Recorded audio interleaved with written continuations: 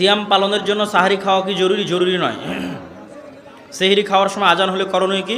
ঠান্ডা মাথায় পানি খেয়ে নেবেন, কিছু ভাত যদি বাকি হয়ে থাকে ভাতটিও খেয়ে নেবেন।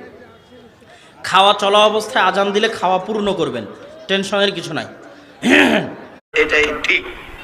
আজান হচ্ছে, খাদ্য রেডি হয়েছে, খান, কোনো সমস্যা নেই।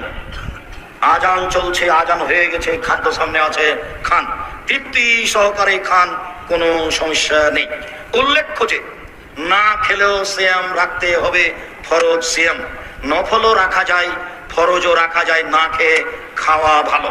উল্লেখ্য যে রাতে যদি স্বামী স্ত্রী মিলনে, তো এখন বলি যে আহলে হাদিস তো করেন, সহি হাদিস আমরাও মানি, কিন্তু এটা কোন কথা যে তৃপ্তি সহকারে খান, আজান হয়ে গেলেও খান, তৃপ্তি সহকারে খান, উনি এই কথা কই পাইল?